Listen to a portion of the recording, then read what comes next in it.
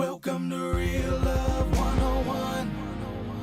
Welcome to Real Love 101.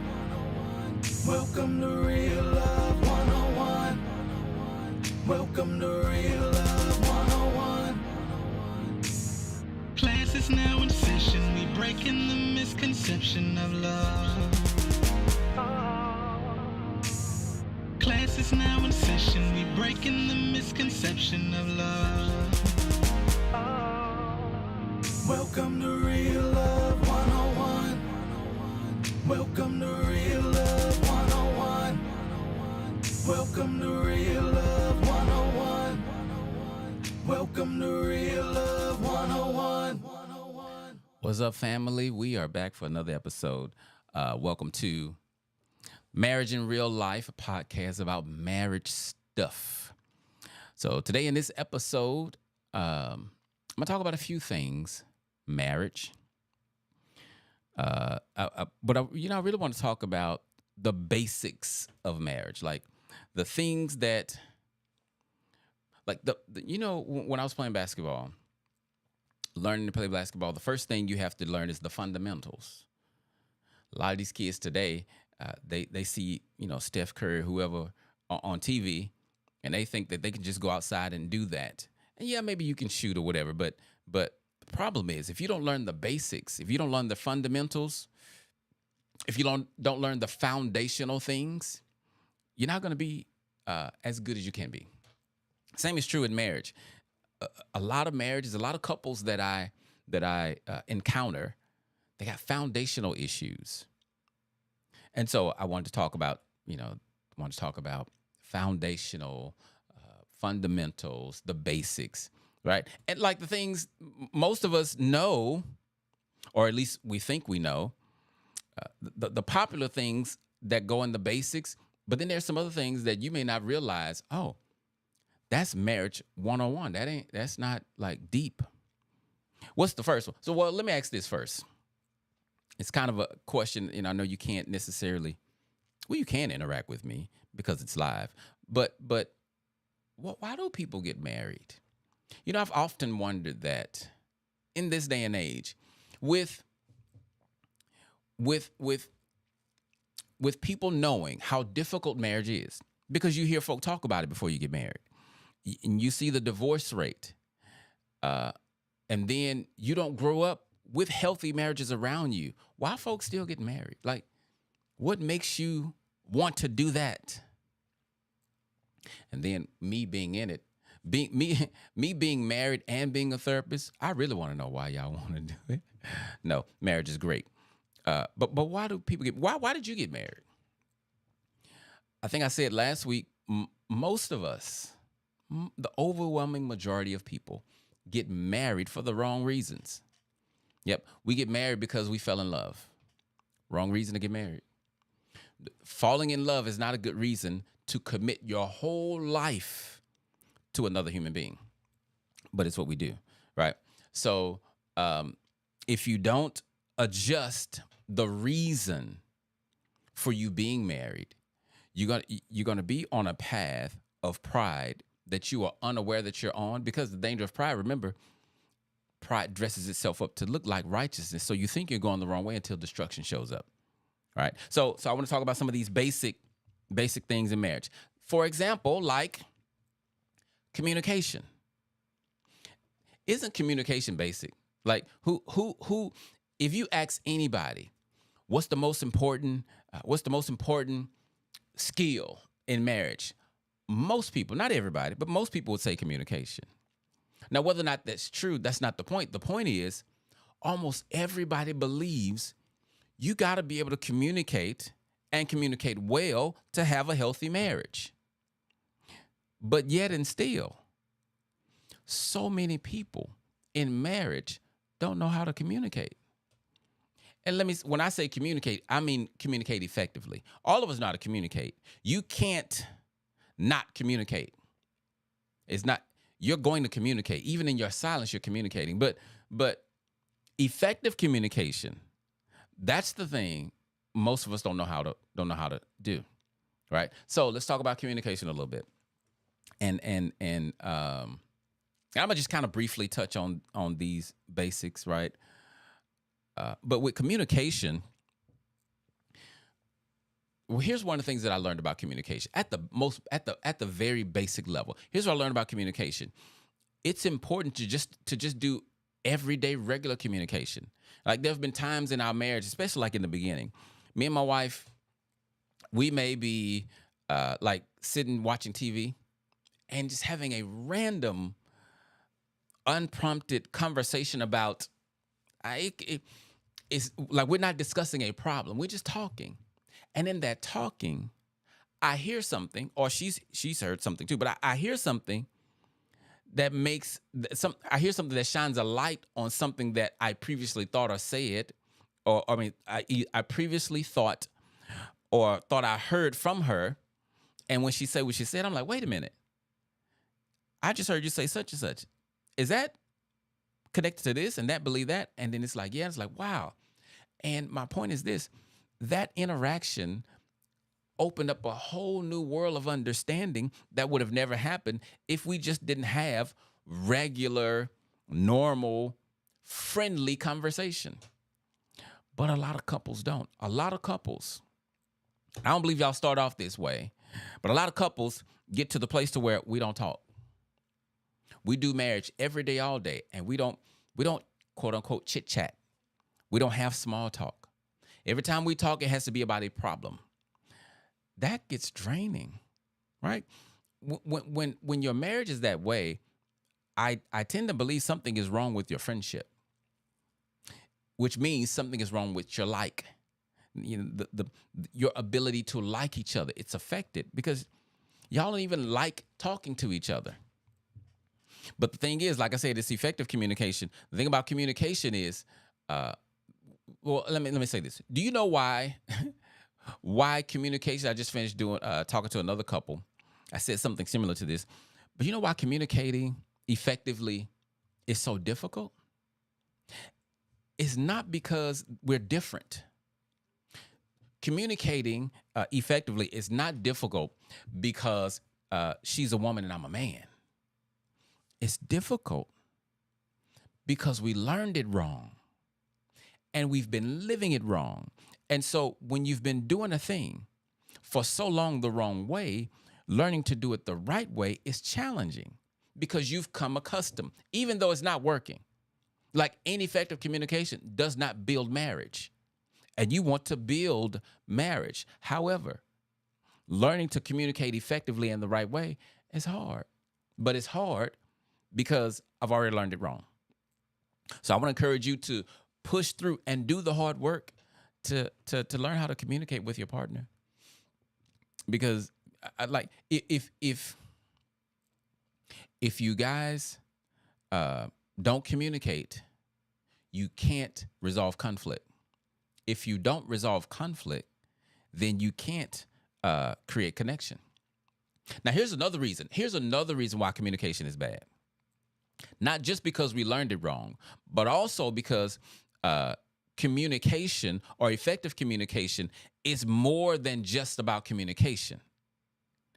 It has a lot to do with how you feel in the moment, what you believe about your partner, what you believe about you, maybe even what you believe about God, right? There are many factors that factor into the fact that we're not effective communicators.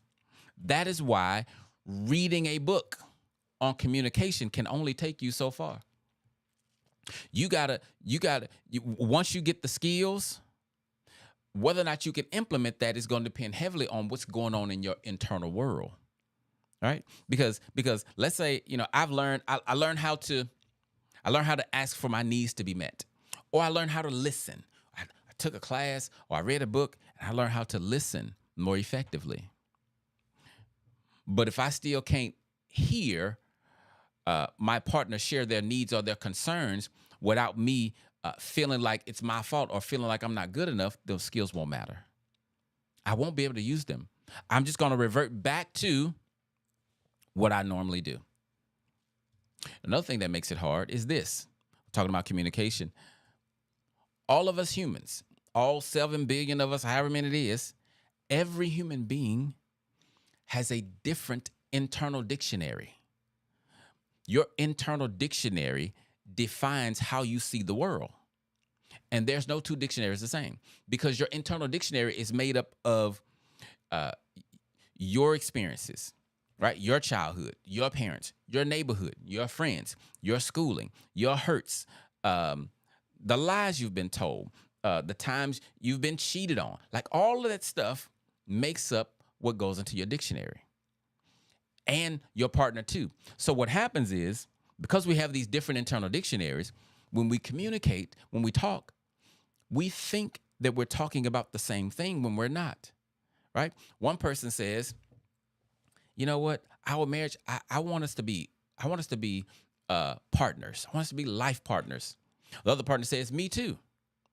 Now, because they both understand the words, they think that they understand it the same way. And so then they go forward, agreeing. They've agreed. We both want to be partners. But then one partner later on says, you know what? They said they wanted to be a partner, but this don't look nothing like partnership to me. So then they go to him and say, hey, I thought you said you wanted to be a partner. And then the other person is like, I do. Why are you complaining? Like, well, what's the issue? Come to find out. And well, usually they don't find out until they get to me, but they fight back and forth because you're not being a partner. No, I am being a partner. You just can't see my efforts, not realizing y'all not even talking about the same thing. You want a clue as to know how you can tell you guys are not talking about the same thing? When in your conversation, it starts to become circular, meaning you guys start repeating the same thing over and over, y'all are misunderstanding each other. Y'all not talking about the same thing. I'm telling you, you're not talking about the same thing, because if you were, you wouldn't be going in circles like that. Either that or you're not hearing each other, which means you're probably not talking about the same thing, because if your partner, watch this, if your partner understood your issue the way you understood it, they would listen. But they don't. And so because we say it and then they don't see it, and we think they should see it as soon as we say it, we get mad. And then we blame them for not understanding. We blame them for not paying attention. We blame them for not loving me because they don't understand. Like, you know what's funny to me? When people act like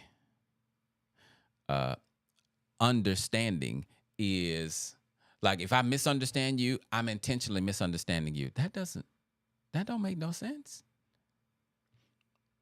I can act like I'm misunderstanding you, but and if watch this, if it's possible to intentionally misunderstand somebody, then somebody need to teach me how you do that. So if your partner's misunderstanding you, more than likely they're misunderstanding you. Another barrier to effective communication is limiting beliefs about yourself. Yeah, your limiting beliefs about yourself is going to heavily affect your ability to communicate effectively. Right. So often I meet couples where one partner is good at expressing their needs and the other person is not. But it's not that they don't have needs. They choose to suffer in silence. Why? Because what's going on in their inner world won't allow them to be vulnerable and transparent and say, hey, you can't treat me that way. And then here's what, because they're living in their head, and if this is you can't do marriage in your head. I'm telling you, you can't do marriage in your head. So in your head, what the person starts to think is, they know they're hurting me and they keep doing this. They know better than that and they won't stop. So then now you've demonized your partner in your mind without ever having a conversation with them. You're going to hurt yourself. Well, you already have, right? But that's a very, very common dynamic. And I think I said this last week too, but it's always fascinating to me how good we are as human beings at finding the opposite of who we are. One person loves affection. How do they always find the person that don't like affection? Or I wasn't raised that way. One person likes a lot of sex. How do they always marry the person who don't want sex but once every 6 months? One person, give me some more. I'm telling y'all to give me some. I was talking to my brain. um, but how do the opposites always attract? Was it Paul Abdul with that song, "Opposites Attract" back in the day? How that's fascinating to me. But I'm talking about one person communicating and one person not. That's going to be a problem. So you got to do your inner work, right? You have to be committed to personal development, because personal development is going to affect everything you do, including your communication, right? If you can't communicate your needs, how you going to get them met? I am anti Hollywood mindset marriage, where you should just know, right? That's only in the movies, and those are scripts that they've written. It's not real. Okay, stop trying to run your marriage and thinking that if your partner loves you, then they would just know when you're hurt. They'll just know what you need. Lies. That ain't true. That doesn't work. Okay. Now, communication. Here's another fundamental. You got to be able to resolve conflict. That's basic. Why is conflict resolution foundational? Because you cannot do human relationships without offense. You can't do human relationships. You can't when it comes to, I think, science, physics, whatever. Two objects close and rubbing up against each other, it's gonna create friction. You and your spouse, being imperfect people, y'all gonna get on each other's. Y'all wasn't raised the same. Let me just say it this way, instead of running down the list. Y'all don't live on the same planet. Oh, I'm sorry. Y'all live on the same planet. Y'all don't live in the same world. You don't live in the same world. So if you don't live in the same world, how are you going to do a relationship or a marriage and never be able to resolve conflict? Because you're going to have plenty of it. And when I say you don't live in the same world, here's what I mean. Your world only exists in your mind. Your world exists nowhere else on the planet but in your mind. Your marriage exists in your mind. Yeah. Your spouse may be outside of your mind, but how you feel about them, what you think about them, the affection you have for them, it's all in your mind. And so because of that, then, living in these different worlds, we're gonna collide. We're not gonna agree. We're gonna have differences. And if you can't resolve that, y'all gonna hurt yourself bad. Because you won't be able to create connection. Actually, I think I said something earlier. I said I was gonna change this, because I learned last week you actually can create connection without communicating. Well, you can create connection without communicating words. You can. Like your behavior. I did some things last week, and yes, I was speaking, but if I hadn't have spoke, if I had just done the things I'd done for my wife, we'd have been connected. But here's what's also true.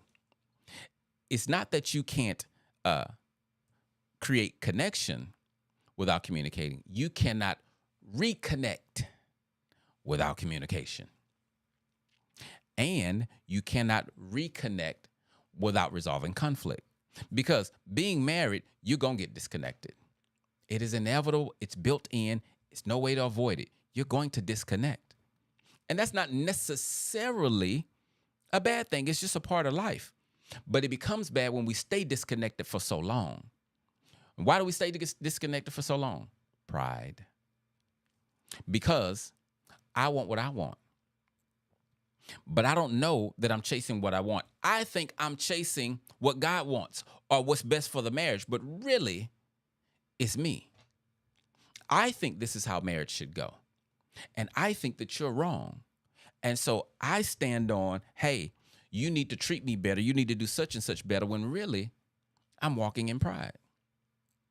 So to resolve conflict, number one things you need is humility. And really, that's for the whole marriage overall. Like, if you don't operate in humility, failure is in your future.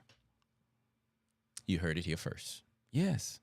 If you don't humble yourself, if you don't how can you love without humility? Humility says everything ain't about me. Love says this is not about me. So you can't love effectively without humility, but you also can't resolve conflict. As a matter of fact, if you love your partner, that should make you want to resolve conflict. So if you're not skilled at resolving conflict, wisdom says get you some skills. And if it's your internal work that's preventing you from, being able to resolve conflict, like you're defensive or you're always angry or you shut down or, whatever your issue is, work on that. Because yes, it is true. Your partner chose you as you are. But your partner nor God wants you to stay as you are. That was never the plan. Folks say, God accept me as I am. He does. But he don't want you to stay that way. And let me say this while I'm on that, talking about resolving conflict. Actually, let me say it this way. Since it's a rabbit, let me chase the rabbit.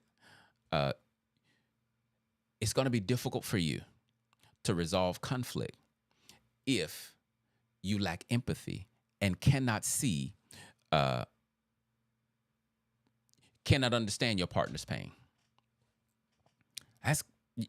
Y'all not going to be able to resolve conflict because you're not going to understand the pain they say they're in. And then if you got like inner work stuff,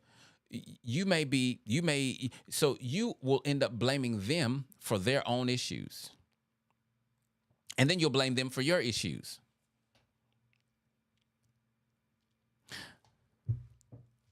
I'm back off the rabbit trail. You got to be able to resolve conflict because when you resolve conflict, so first of all, conflict is necessary, right? This definitely needs to be said in the foundational piece. Conflict is necessary. Not only is it inevitable, it's necessary. Necessary for what? To grow. Because remember, we don't live in the same world. We're different. So when we have a disagreement or a conflict or whatever, that lets us know, hey, we're not aligned. But then resolving it brings us closer because now it's like, oh, now I see that bump. Now I can go over it or I can avoid it or whatever, right? So resolving conflict that's how then resolving conflict creates intimacy, or at least opens the door for intimacy, because now we're closer, that I understand you better, right? So if you're one of those people, or if both of you this way, that's really bad. But if you're one of those people who like to avoid conflict, like you think that every time a conflict happens, it has to be over the top, so I just don't want to do that. Maybe that comes from your childhood. Or if you're just one of those kind of people where I just don't, want to hurt anyone's feeling, you are going to destroy your marriage slowly because you can't avoid conflict. And if you don't resolve it, it will rot your relationship from the inside out. You guys will be distant and won't even know how you got there. See, it's not just the toxic, my hands are ashy. It's not just the toxic. I don't think I was supposed to say that live. It's not just the toxic and the abusive relationships that are distant and we don't talk. Sometimes it's good people and they don't have none of that foolishness. But because they don't have the skills that match with the inner work to allow them to do what they need to do, they just suffer in silence, or they suffer, and whether it's in silence or not, they end up drifting apart. And next thing you know, how we get on, we're on different islands, and now our marriage look like the toxic folk marriage. It just don't have all the chaos, but we're just as distant. And the point that I'm telling you is, be diligent about getting conflict resolution skills, and be diligent about doing your inner work so that you can resolve conflict, right? What's another one of my basics? Another basic for marriage is patience. Now, why did I say that one? Because one of the things that I've learned is that if you're going to be married to a human being, you better learn to be patient. Day one, like you need to have that in your mind. I'm gonna have to wait on them for something. You know what's one of the most frustrating things? One of the most frustrating things for me personally that has been in my marriage is realizing. Is it realizing that was frustrating? The most frustrating thing to me is realizing, or not realizing, but the fact that me and my wife don't grow at the same pace. It was frustrating experiencing that. But then when I learned that that's how it predominantly is, then that was frustrating too. Because at first I thought I could blame my wife. I thought I could blame my wife because I'm not going to blame myself. Who does that? What y'all think this is over here? Ain't nobody holy over here. No humility over here. I'm kidding, right? But I could blame my wife. But then when I realized, no, almost everybody grows at different paces. When like two people in a marriage, they almost always grow at different paces. Then I had to accept that. I'm like, oh, well, I can't blame her anymore. I got to blame God. But you know how that works out. Like, he don't change. So I had to accept it. But that's frustrating. And I'm saying that because some of you may not know that. Some of you come to see me and you're frustrated because you're reading the books. You're reading the books. You're getting the skills. You're doing the inner work. And they playing PlayStation every day. Or, they going to have coffee every day. And y'all are struggling. And you're like, why aren't you doing the work? So then what we do is we make conclusions. It must be because you don't care about me, because you don't love me. You don't care enough about this marriage. We grow at different paces. And I'm telling you. So what I'm doing is forewarning you. If you haven't experienced it, it's coming. So I'm warning you. If you expect your partner to grow like you, or if you expect your husband or wife to be a husband or wife day one, you're going to frustrate yourself. Both of those expectations are unrealistic. They're unrealistic, right? So when it comes to patience, I've had to be patient in areas where I did not think I would have to be patient in. And watch this. Some areas that I've had to be patient in that I didn't know I had to be patient in, I was fine. I was like, oh, yeah, I could be patient here. Oh, but when I had to be patient in areas that ran counter to what I truly wanted or believed how marriage should work or whatever like that, that was hard. But you know what made me do it? No, not the devil. That popped in my head. What made me do it was love. Because I knew if I'm not patient, I'm going to hurt my wife. If you're not patient, you're going to hurt your husband. And you may be thinking, if you just had a fight, you might be thinking this. Well, they need to be hurt. Don't say that. Don't say that, right? That's prideful. But you don't want to hurt your partner. So the difficult thing is learning to love. And when I say learning to love, meaning learning to show them love while you feel like you're not getting, or when you believe, not when you feel like, because that's not a feeling, but when you believe that you're not getting from them what you deserve or what you're supposed to. Stay away from that deserve line. I'm telling you, stay away from that deserve line. Because if you start trying to treat your partner based on what you think they deserve, I'll tell you what you don't want, for God to do you that way. Because if God start dealing with you with how you deserve, you're not going to be here no more. Okay? So be patient.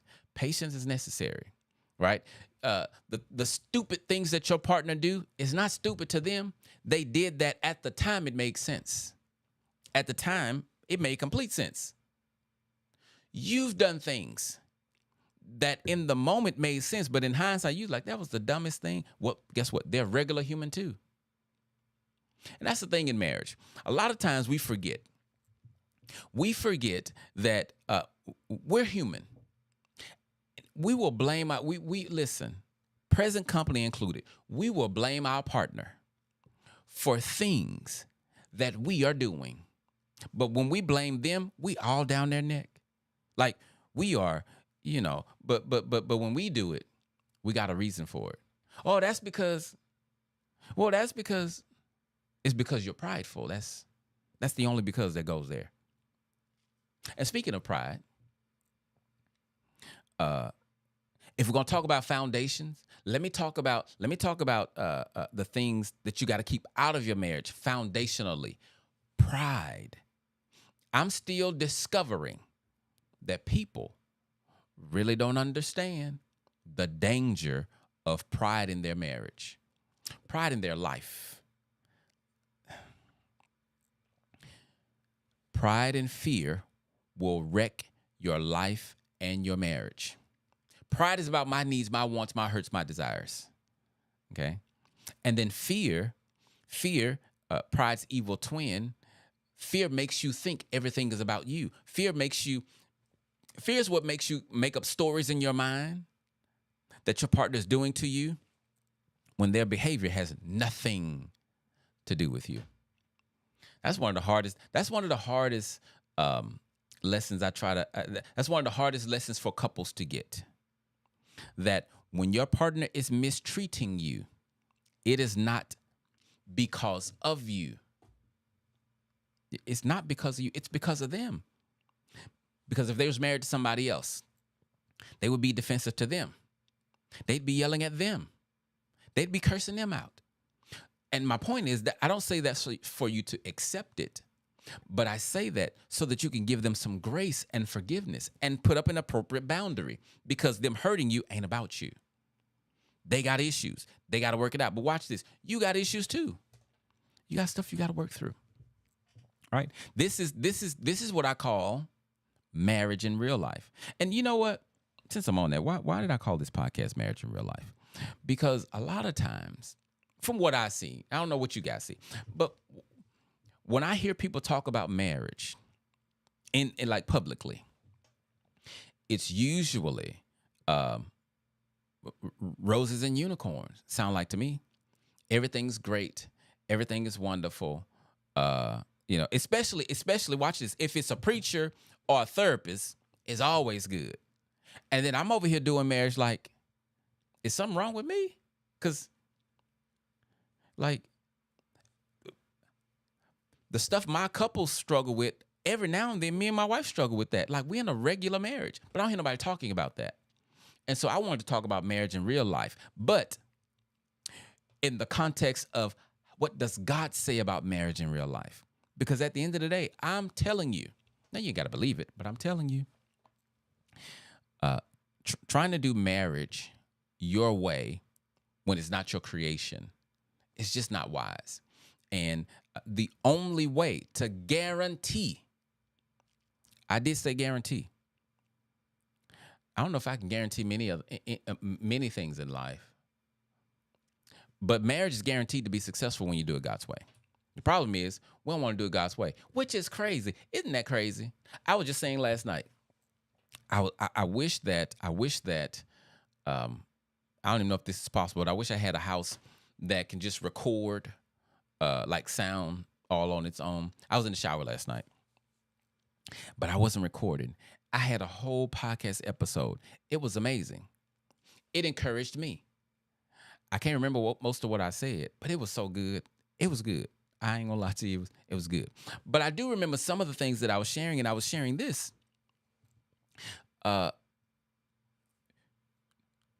In marriage, a lot of times we spend so much time trying to get our partner to see us. What do I mean by that? So you wash the dishes, you want them to acknowledge it. Now I'm just starting. That's not that big of a deal. Okay, so let's go deeper. You're treating them kindly and you're doing things. As a matter of fact, they've had a complaint about you changing, and so you finally changed, but they're not acknowledging it. Or You feel like you're giving more to them than they're giving to you. Hey, you don't love me. And so then now you're in this business of trying to prove that you deserve their love. Here's the message I preached to myself last night on the podcast that was not recorded in the shower. Stop spending your time trying to do the Michael Jackson for blind people. As a matter of fact, you do realize, so the Bible says that Jesus was a miracle worker. You're not a miracle worker. You trying to open your spouse's blinded eyes so they can see you instead of working on yourself and trusting God to open their eyes. Here's what I believe about God. Everybody may not believe this. Here's what I believe, that God is always intentional. And I believe that he loves me like nobody else could. And I believe that he wants what's best for me like nobody else does. So I also believe then that everything that I need to be who he wants me to be, I have. So then, if I needed my wife to see me a certain way, in order for me to be who he wants me to be, she would see me. If I needed, it would be that way. But we spend all this time trying to get our partners to see us. And we mad because, they ignore me. They don't see me. They don't validate my feelings. And maybe they don't. And I'm not saying that I'm not saying that that's not a problem. What I'm saying is you spending all of your time trying to get them to see instead of you working on you and trusting God to do what he does in his time. Because, again, we don't grow at the same pace. That's foundational, I believe. If you don't come into marriage knowing that, you need to get it, because otherwise you're going to constantly be looking to your partner to meet needs they're not equipped to meet.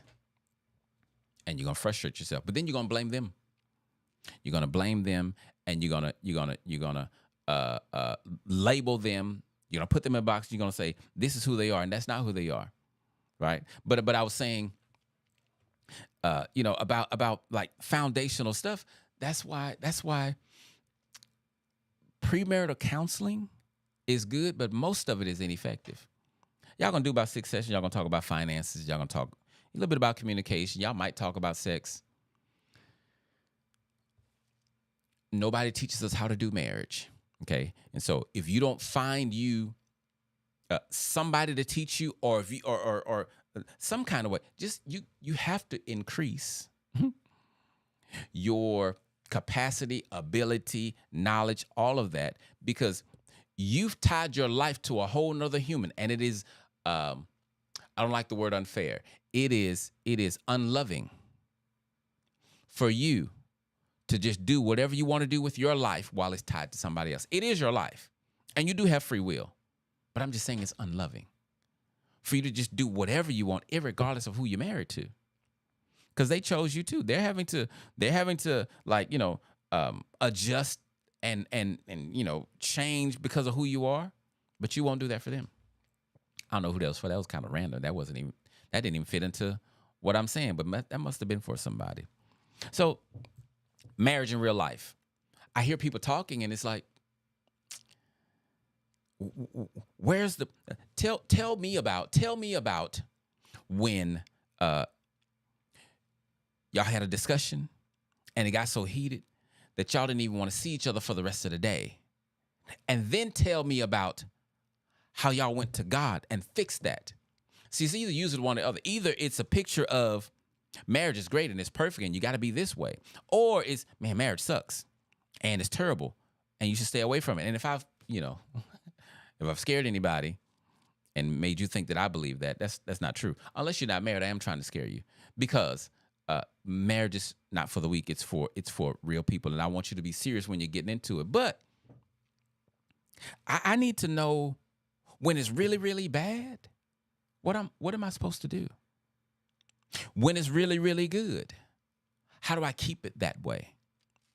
When it's good, and all of a sudden, my wife out of nowhere flips the script and she has an issue and she's blaming me and I don't know what to do. Well, how do I handle that? How do I handle, watch this, I'm doing everything that the pastor, the preacher, and the therapist, and the YouTube videos, and the books, I'm doing everything they say,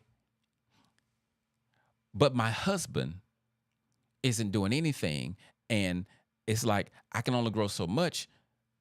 I guess we just got to get a divorce. Who gonna help me with that? Me. I'm not saying that folk are not out there doing that. I'm saying I don't see a lot of that. And so marriage in real life is about teaching folk how to do marriage in real life, not fluffy. Now I will say, because I've heard this, just be transparent, right? Some of the things that I teach about marriage, folk think that's not marriage in real life, but it is. Some things I teach, I know sounds super spiritual or super, or that's very fantastical. But you got to understand, marriage is God's idea. And there are some things. Me and my wife just started, just started. Stop judging us. I heard you. Me and my wife just started praying for each other every day at the request of our, the person that's working with us. And since then, I've been asking my couples, hey, y'all pray together every day. When I say pray together, I meant to say pray for each other every day. And it could be 30 seconds. If y'all mad at each other, fine. But pray for each other every day. It's going to do wonders for your marriage, because here's the thing.